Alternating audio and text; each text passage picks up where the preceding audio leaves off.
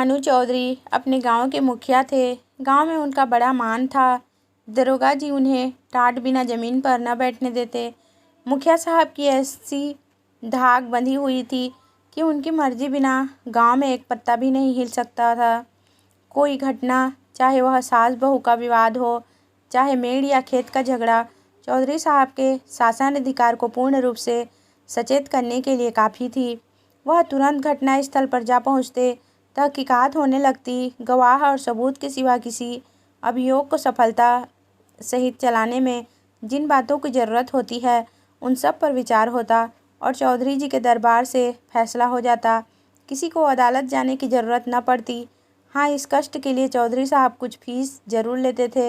यदि किसी अवसर पर फीस मिलने में असुविधा हो के कारण उन्हें धीरज से काम लेना पड़ता, तो गांव में आफत मच जाती थी, क्योंकि उनके धीरज और दरोगा जी के क्रोध में कोई घनिष्ठ संबंध था।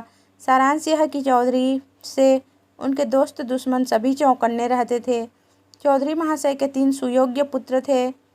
बड़े लड़के बितान एक सुशिक्षित मनुष्य थे। डाकिये के रजिस्ट्रार पर दस्तखत कर लेते थे।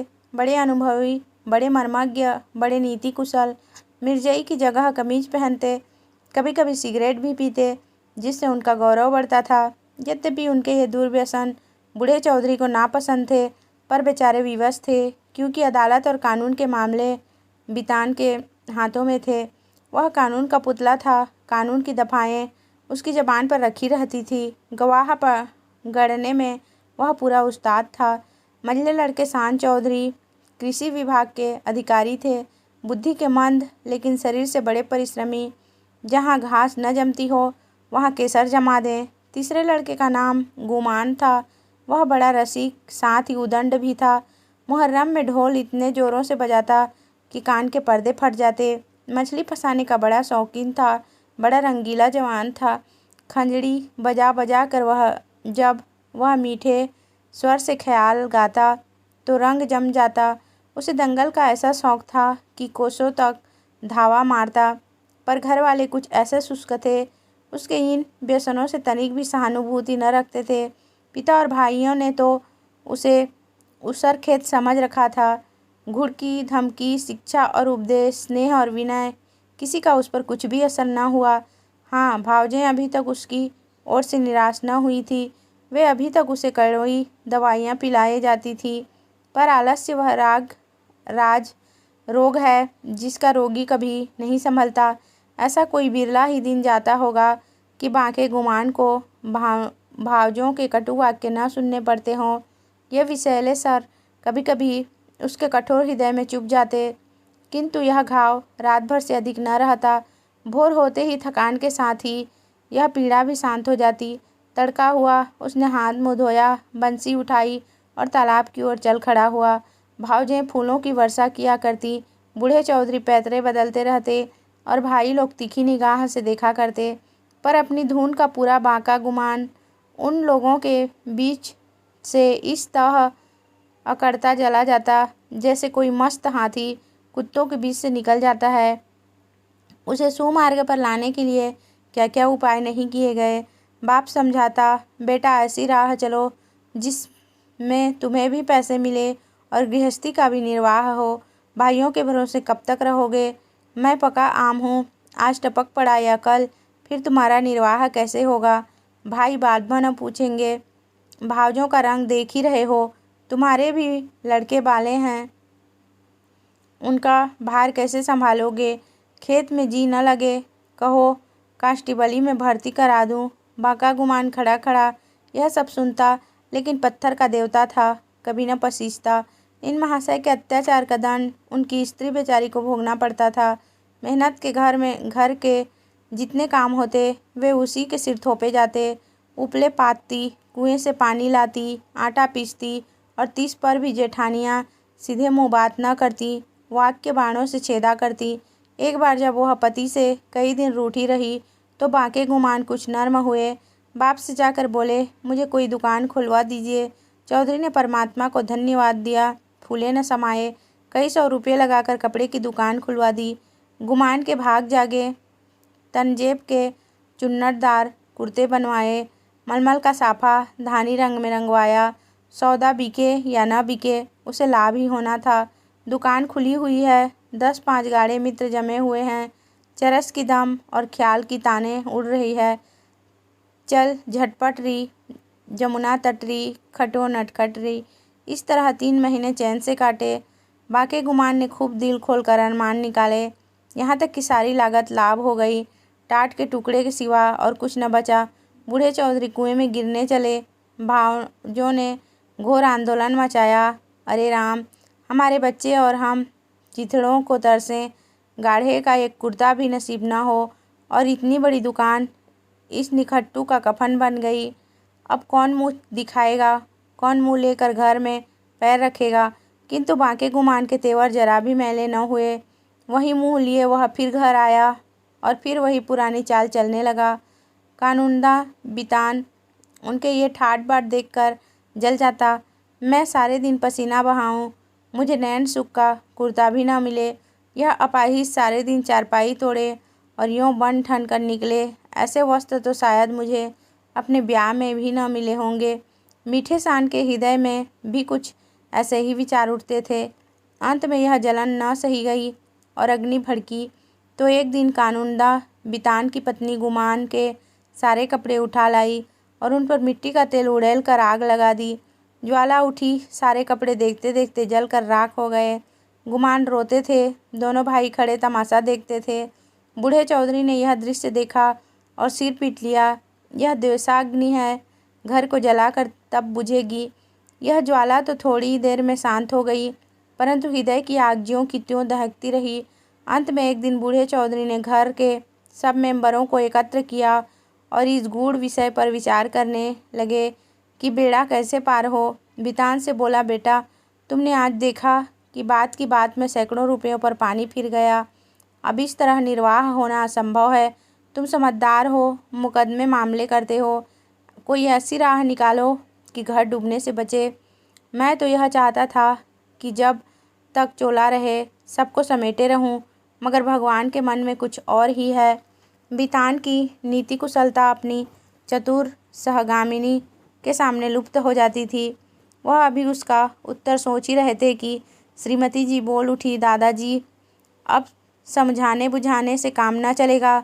सहते सहते हमारा कलेजा पक गया। बेटे की जितनी पीर बाप की होगी, भाइयों को उतनी क्या, उसकी आधी भी नहीं हो सकती। मैं तो साफ कहती हूँ, गुमान का तुम्हारी कमाई में हक है। उन्हें कंचन के कौर खिलाओ और चांदी के हिंडोले में झुलाओ। हम में न इतना बूता है, न इतना कलेजा। हम अपनी झोपड़ी अलग बना लेंगे। हाँ, जो कुछ हमारा हो वह हमको मिलना चाहिए। बाँट बखरा कर दीजिए, भला से 4 आदमी हंसेंगे। अब कहाँ तक दुनिया की लाज ढोवें। नीतिज्ञ बितान पर इस प्रबल वक्तृता का जो असर हुआ वह उनके विकसित और प्रमुदित चेहरे से झलक रहा था। उनमें स्वयं इतना साहस न था इस प्रस्ताव को इतनी स्पष्टता से व्यक्त कर सकते। नीतिज्ञ महाशय गंभीरता से बोले, जायदाद मुश्तरका, मनकुला या गैर मनकुला, आपके हीन हयात तकसीम की जा सकती है। इसकी नज़रें मौजूद हैं। जमींदार को साकीतुल मिल्कियत करने का कोई इस्तहकाक नहीं है। अब मंद बुद्धि सान की बारी आई, पर बेचारा किसान, बैलों के पीछे आंख बंद करके चलने वाला, ऐसे गुड़ विषय पर कैसे मुंह खोलता। दुविधा में पड़ा हुआ था। तब उसकी सत्यवक्ता धर्मपत्नी ने अपनी जेठानी का अनुसरण कर यह कठिन कार्य संपन्न किया। बोली, बड़ी बहन ने जो कुछ कहा उसके सिवाय और दूसरा उपाय नहीं। कोई तो कलेजा तोड़ तोड़ कर कमाए, मगर पैसे पैसे को तरसे, तन ढांकने को वस्त्र न मिले, और कोई सुख की नींद सोए, हाथ बढ़ा बढ़ा के खाए। ऐसे अंधेर नगरी में अब हमारा निबाह न होगा। सान चौधरी ने भी इस प्रस्ताव का मुक्त कंठ से अनुमोदन किया। अब बूढ़े चौधरी गुमान से बोले, क्यों बेटा, तुम्हें भी यही मंजूर है? अभी कुछ नहीं बिगड़ा। यह आग अब भी बुझ सकती है। काम सबको प्यारा है, चाम किसी को नहीं। बोलो, क्या कहते हो? कुछ काम धंधा करोगे या अभी आंखें नहीं खुली? गुमान ने धैर्य की कमी न थी। बातों को इस कान से सुनकर उस कान से उड़ा देना उसका नित्य कर्म था, किंतु भाइयों की इस जनमुरीदी पर उसे क्रोध आ गया। बोला, भाइयों की जो इच्छा है वही मेरे मन में भी लगी हुई है। मैं भी इस जंजाल से भागना चाहता हूँ। मुझसे न मंजूरी हुई न होगी। जिसके भाग्य में चक्री पिसना बधा है वह पिसे। मेरे भाग्य में चैन करना लिखा है। मैं क्यों अपना सिर ओखली में दूँ? मैं तो किसी से काम करने को नहीं कहता। आप लोग क्यों मेरे पीछे पड़े हुए हैं? अपनी अपनी फिक्र कीजिए। मुझे आज से आटे की कमी नहीं है। इस तरह की सभाएं कितनी ही बार हो चुकी थी, परंतु इस देश की सामाजिक और राजनीतिक सभाओं की तरह इसमें कोई भी प्रयोजन सिद्ध नहीं होता था। 2-3 दिन गुमान ने घर पर खाना नहीं खाया। जतन सिंह ठाकुर शौकीन आदमी थे, उन्हीं की चौपाल में पड़ा रहता। अंत में बूढ़े चौधरी गए और मना के लाए। अब फिर वह पुरानी गाड़ी अड़ती मचलती हिलती चलने लगी। पांडे के घर के चूहों की तरह चौधरी के घर में बच्चे भी सयाने थे। उनके लिए घोड़े मिट्टी के घोड़े और नावें कागज की नावें थी। फलों के विषय में उनका ज्ञान असीम था। गुलर और जंगली बेर के सिवा कोई ऐसा फल न था जिसे वे बीमारियों का घर न समझते हों। लेकिन गुरदीन के खोचे में ऐसा प्रबल आकर्षण था कि उसकी ललकार सुनते ही उनका सारा ज्ञान व्यर्थ हो जाता था। साधारण बच्चों की तरह यदि सोते भी तो चौंक पड़ते थे। गुरदीन उस गांव में साप्ताहिक फेरे लगाता था। उसके शुभ आगमन की प्रतीक्षा और आकांक्षा में कितनी ही बालकों को बिना किंडरगार्टन की रंगीन गोलियों के ही संख्याएं और दिनों के नाम याद हो गए थे। गुरदीन बूढ़ा सा मैला कुचैला आदमी था, किंतु आसपास में उसका नाम उपद्रवी लड़कों के लिए हनुमान मंत्र से कम न था। उसकी आवाज़ सुनते ही उसके खोचे पर लड़कों का ऐसा धावा होता कि मक्खियों की असंख्य सेना को भी रणस्थल से भागना पड़ता था। और जहाँ बच्चों के लिए मिठाइयाँ थी, वहीं गुरदीन के पास माताओं के लिए इससे भी ज़्यादा मीठी बातें थी। माँ कितना ही मना करती रहे, बार बार पैसा न रहने का बहाना करे, पर गुरदीन चटपट मिठाई का दोना बच्चों के हाथ में रख ही देता और स्नेहपूर्ण भाव से कहता, बहू जी, पैसों की कोई चिंता न करो, फिर मिलते रहेंगे। कहीं भागे थोड़े ही जाते हैं। नारायण ने तुझको बच्चे दिए हैं तो मुझे भी उनकी न्योछावर मिल जाती है। उन्हीं की बदौलत मेरे बाल बच्चे भी जीते हैं।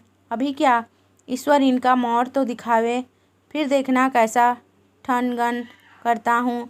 गुरदीन का यह व्यवहार चाहे वाणिज्य नियमों के प्रतिकूल ही क्यों न हो, चाहे 9 नगद सही 13 उधार नहीं वाली कहावत अनुभव सिद्ध ही क्यों न हो, किंतु मिष्टभाषी गुरदीन को कभी अपने इस व्यवहार से पछताने या उसमें संशोधन करने की जरूरत नहीं हुई।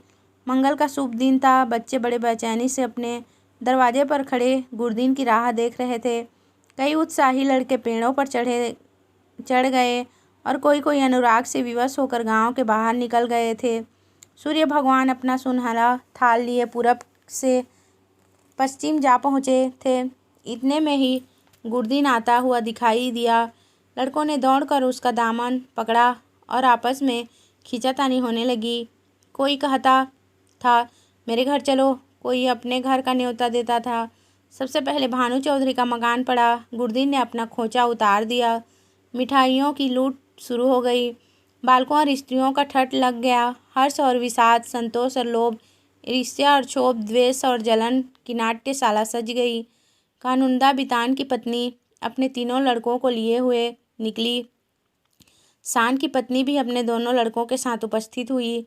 गुरदीन ने मीठी बातें करनी शुरू की। पैसे झोली में रखे, धेले की मिठाई दी और धेले का आशीर्वाद। लड़के दोने लिए उछलते कूदते घर में दाखिल हुए। अगर सारे गांव में कोई ऐसा बालक था जिसने गुरदीन की उदारता से लाभ उठाया हो तो वह बांके गुमान का लड़का धान था। यह कठिन था कि बालक धान अपने भाइयों बहनों को हंस हंस और उछल उछल कर मिठाइयाँ खाते देखकर सब्र कर जाए। उस पर तुर्रा यह है कि वे मिठाइयाँ दिखा दिखा कर ललचाते और चिढ़ाते थे। बेचारा धान चीखता और अपनी माता का आंचल पकड़ पकड़ कर दरवाजे की तरफ खींचता था, पर वह अबला क्या करे। उसका हृदय बच्चे के लिए ऐंठ ऐंठ कर रह जाता था। उसके पास एक पैसा भी नहीं था। अपने दुर्भाग्य पर, जेठानियों की निष्ठुरता पर और सबसे ज़्यादा अपने पति के निखट्टूपन पर कुड़ कुड़ कर रह जाती थी। अपना आदमी ऐसा निकम्मा न होता तो क्यों दूसरे के मुंह देखना पड़ता। क्यों दूसरे के धक्के खाने पड़ते। उसने धान को गोद में उठा लिया और प्यार से दिलासा देने लगी, बेटा रो मत, अब की गुड़ दिन आवेगा तो तुम्हें बहुत सी मिठाइयाँ लेके दूंगी। मैं इससे अच्छी मिठाई बाजार से मंगवा दूंगी। तुम कितना मिठाई खाओगे? यह कहते कहते उसकी आंखें भर आई। आह, यह मनहूस मंगल आज फिर आवेगा और फिर यही बहाने करने पड़ेंगे। हाय अपना प्यारा बच्चा धेले की मिठाई को तरसे और घर में किसी का पत्थर सा कलेजा ना पसीजे। वह बेचारी तो इन चिंताओं में डूबी हुई थी और धान किसी तरह चुप ही न होता था। जब कुछ वश न चला तो माँ की गोद से ज़मीन पर उतर कर लौटने लगा और रो रो कर दुनिया सिर पर उठा ली। माँ ने बहुत बहलाया फुसलाया, यहाँ तक कि उसे बच्चे के इस हठ पर क्रोध भी आ गया। मानव हृदय के रहस्य कभी समझ में नहीं आते। कहाँ तो बच्चे को प्यार से चिपटाती थी, ऐसी झल्लाई कि उसे 2-3 थप्पड़ जोर से लगाए और घुड़क कर बोली, चुप रहा भागे, तेरा ही मुँह मिठाई खाने का है। अपने दिन को नहीं रोता, मिठाई खाने चला है। बाका गुमान अपनी कोठरी के द्वार पर बैठा हुआ यह कौतुक बड़े ध्यान से देख रहा था। वह इस बच्चे को बहुत चाहता था। इस वक्त के थप्पड़ उसके हृदय में तेज भाले के समान लगे और चुभ गए। शायद उनका अभिप्राय भी यही था। दुनिया रुई को धुनने के लिए दांत पर चोट लगाता है। जिस तरह पत्थर और पानी में आग छिपी रहती है, उसी तरह मनुष्य के हृदय में भी, चाहे वह कैसा ही क्रूर और कठोर क्यों न हो, उत्कृष्ट और कोमल भाव छिपे रहते हैं। गुमान की आंखें भर आई। आंसू की बूंदें बहुधा हमारे हृदय की मलिनता को उज्ज्वल कर देती है। गुमान सचेत हो गया। उसने जाकर बच्चे को गोद में उठा लिया और अपनी पत्नी से करुणात्पादक स्वर में बोला, बच्चे पर इतना क्रोध क्यों करती हो? तुम्हारा दोषी तो मैं हूँ। मुझको जो दंड चाहो दो। परमात्मा ने चाहा तो कल से लोग इस घर में मेरा और मेरे बाल बच्चे का भी आदर करेंगे। तुमने आज मुझे सदा के लिए इस तरह जगा दिया मानो मेरे कानों में शंखनाद कर मुझे कर्म पथ में प्रवेश का उपदेश दिया हो।